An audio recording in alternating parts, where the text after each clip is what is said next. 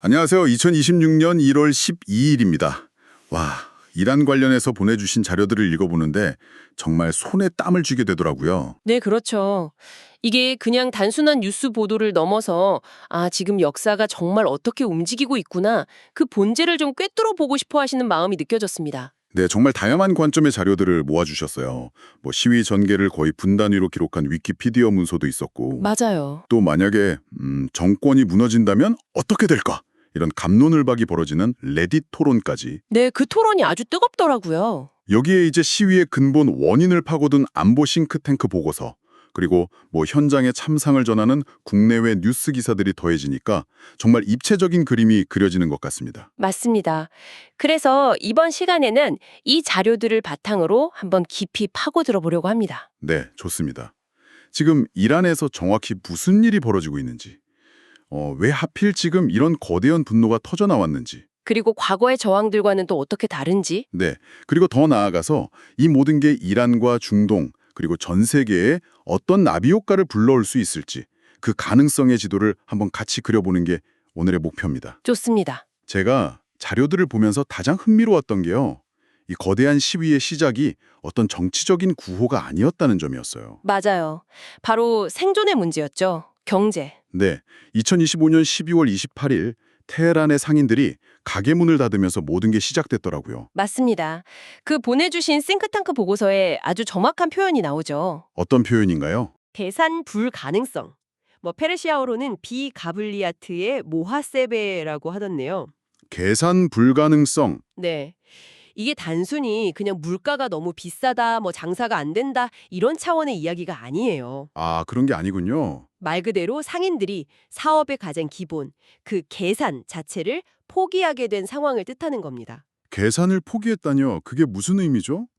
환율이 몇 시간 단위로 폭락하는 걸 생각해 보시면 바로 이해가 되실 거예요. 아, 제가 오늘 예를 들어 100달러어치 물건을 팔아서 리알화로 받았는데 네. 내일 아침에 그 돈을 가지고 가니까 50달러어치 물건도 다시 못 사오는 거죠. 우와.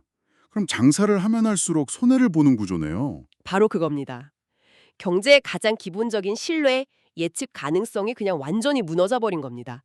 이게 바로 계산 불가능성의 공포예요. 숫자를 보니까 그 공포가 정말 현실적으로 와닿아요. 시위 직전에 이란 리알화 가치가 미국 1달러당 145만 리알까지 떨어졌다고 하니까 네, 그렇죠. 이건 거의 화폐가 휴지 조각이 된 수준이잖아요. 맞습니다. 공식 인플레이션이 42%인데 특히 먹고 사는 문제랑 직결된 식료품 가격은 1년 만에 72%가 올랐고요. 72%요? 네. 근데 최악은 그런 상황에서 정부가 내놓은 대책이라는 게 세금을 62%나 올리겠다는 거였어요. 하, 이미 말라버린 우물에서 물을 더 퍼내겠다는 거나 마찬가지였죠. 상황이 정말 최악이었네요. 네.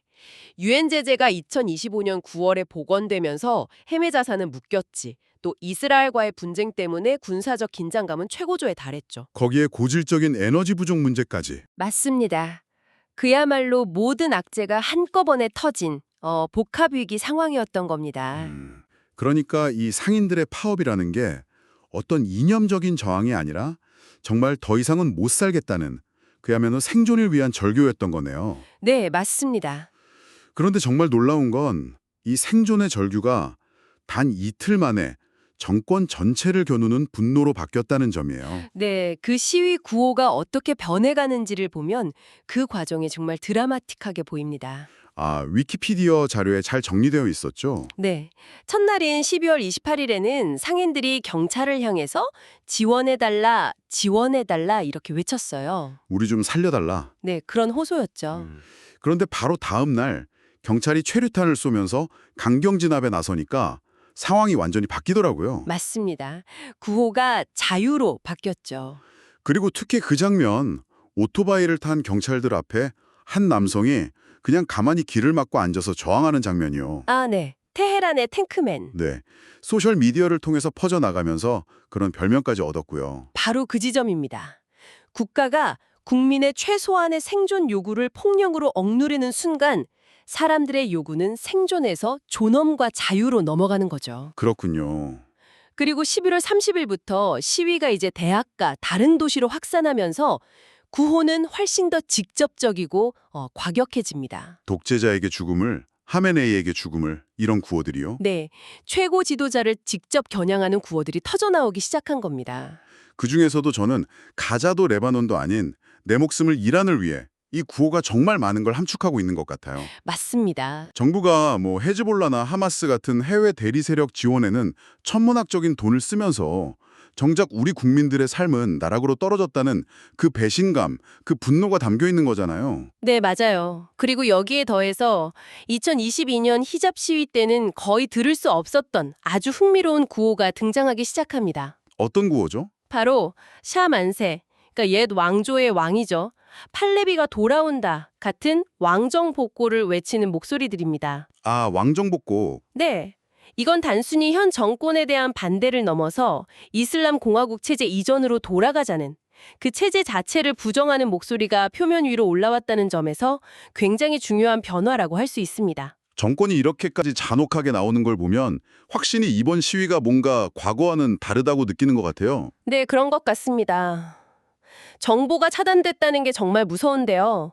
보내주신 기사들 보면서 가장 충격적이었던 건 정권이 해외 용병을 투입했다는 정황이었어요. 맞습니다. 자국민을 진압하는데 외국 군대를 쓴다는 건 이건 거의 선을 넘은 거 아닌가요? 그게 바로 현 정권이 얼마나 절박한지 또 얼마나 자국군 경의 충성심조차 믿지 못하는지를 보여주는 방증입니다. 아, 이라크나 레바논 헤즈볼라, 심지어 아프가니스탄에서 온 용병들을 동원했다는 정황은 시위대뿐만 아니라 이란 사회 전체에 엄청난 충격을 줬을 겁니다. 페제시키안 대통령이 뭐 대화를 언급하기도 했다던데. 네, 했었죠. 하지만 실질적인 군 통제권이 없는 그의 말은 그저 공허한 메아리처럼 들렸을 뿐입니다. 결국 정권이 선택한 건 오직 폭력과 통제였군요. 그렇습니다. 1월 8일부터는 대대적인 인터넷 전화 차단이 시작됐다고 하죠. 네, 단순히 시위 조직을 막는 걸 넘어서 내부에서 벌어지는 학살을 외부 세계로부터 완전히 고립시키려는 의도였을 겁니다. 심지어 스타링크 같은 위성 인터넷 신호까지 교란하려고 군사급 전파방해 장비를 동원했다는 보도는 정말 섬뜩하더라고요. 네, 그렇게 외부의 눈과 귀를 막아놓고 벌이는 일들은 끔찍합니다. 피해 규모가 어느 정도나 되나요? 보내주신 뉴스들을 종합해보면 노르웨이에 본부를 둔 인권단체는 최소 192명의 사망을 확인했지만 일부 소식통은 실제 사망자가 2,000명을 넘을 수도 있다고 추정하고 있어요. 2,000명이요? 네, 미국 타임지는 테헤란의 정원 6곳에서만 최소 217명의 사망자가 기록됐다는 한 의사의 증언을 실기도 했고요. 이건 뭐 단순한 시위 진압이 아니라 사실상 전쟁 수준이네요. 법적으로도 그렇죠. 이란 검찰총장이 시위대를 모하레부, 즉 신의 적으로 규정했습니다. 신의 적. 네, 이건 이란 법에 따라서 사형 선고가 가능한 죄목입니다.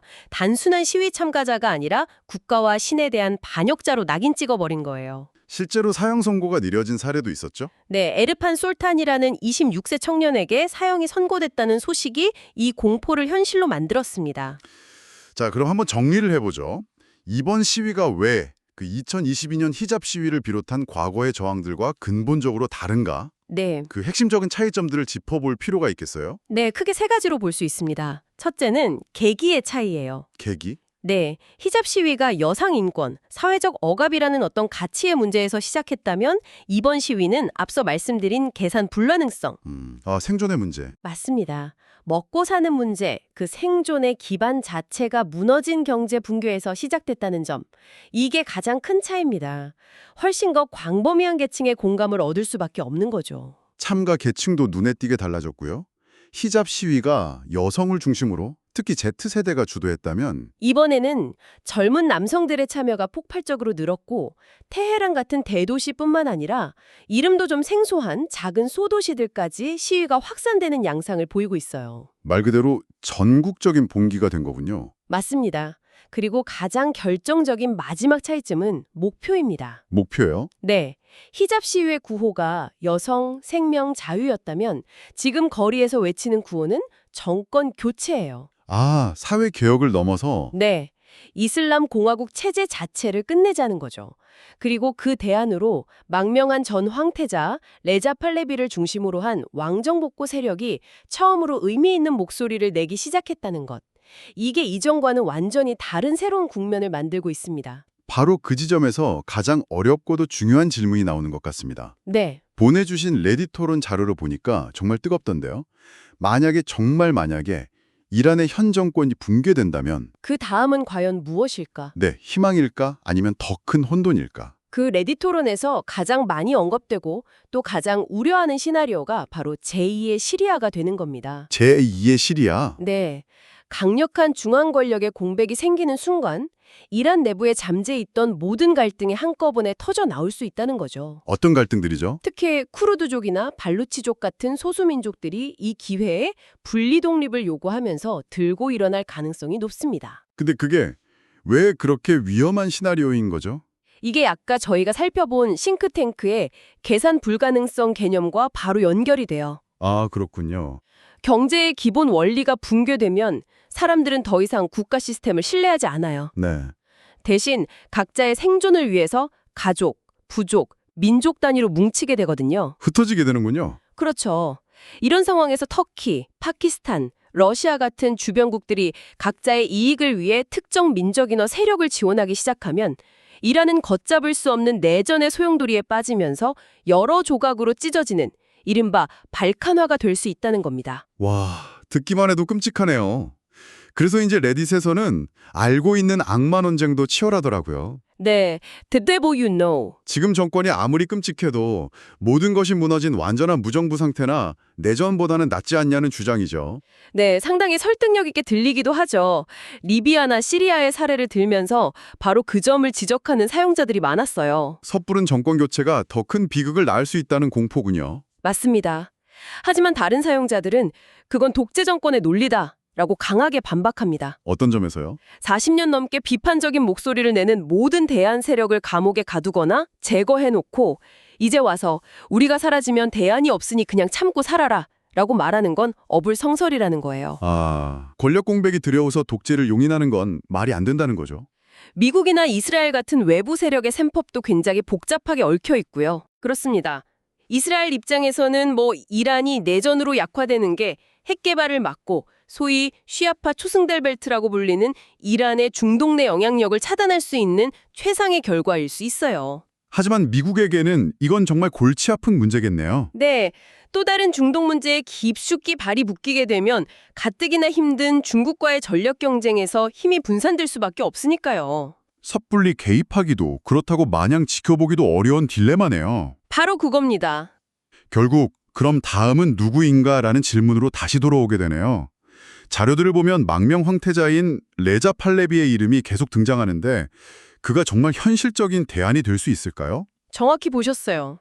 위키피디아에서는 그의 지지세가 커지고 있다고 하는데 레딧 토론에서는 반응이 상당히 비판적이던데요. 네, 바로 그 지점이 오늘날 이란의 딜레마를 가장 잘 보여주는 부분입니다. 아, 서방 세계나 일부 이란인들에게 그는 서구와 소통이 가능하고 세속적인 민주주의를 가져올 유일한 구심점처럼 보일 수 있어요. 네. 하지만 레딧에 많은 이란인 사용자들이 지적하듯 이란 내부에서 팔렙이라는 이름은 아버지 시대의 독재와 악명 높은 비밀 경찰 사바크를 떠올리게 하거든요. 아, 그런 역사가 있군요. 네, 신정 독재를 몰아내고 왕정 독재를 다시 맞이할 순 없다는 목소리가 굉장히 높습니다. 오늘 이야기를 정리해볼 시간이네요. 네. 시작된 불꽃이 이제는 정권 교체를 요구하는 전국적인 봉기로 타올랐습니다. 그리고 정권은 자국민을 향한 무자비한 폭력과 완전한 정보 차단으로 이에 맞서고 있고요. 네. 이란 국민들은 분명히 변화를 갈망하고 있지만 그 변화의 끝이 무엇일지는 아무도 알 수 없는 상황이네요. 맞습니다. 정권의 붕괴가 곧바로 자유와 민주주의로 이어지는 것이 아니라 오히려 걷잡을 수 없는 내전과 분열이라는 더 큰 비극으로 이어질 수 있다는 딜레마에 빠져 있는 거죠. 이건 이란 국민들뿐만 아니라 주변국과 강대국 모두에게 엄청난 지정학적 숙제를 던지고 있는 거고요. 네, 그렇습니다. 오늘 우리가 살펴본 자료들은 정말 극적인 대비를 보여주는 것 같아요. 어떤 점에서요? 21세기에 20세기 KGB의 전술과 해외 용병을 동원하는 정권, 그리고 소셜미디어와 사자와 태양깃발로 저항하는 시민들의 모습. 아, 그렇죠. 하지만 진짜 어려운 질문은 그 다음에 있는 것 같습니다. 만약 40년 넘게 모든 반대 세력을 제거해온 정권이 정말로 사라진다면 그 거대한 공백을 과연 누가, 무엇으로 채울 수 있을까요? 세속적 민주주의를 향한 열망도 분명 존재하지만 그 밑에는 수십 년간 억눌려온 뿌리 깊은 민족 갈등과 외세 개입의 그림자도 함께 도사리고 있습니다. 여러분도 한번 생각해 보시죠. 지금 거리에서 피 흘리는 이란 국민들에게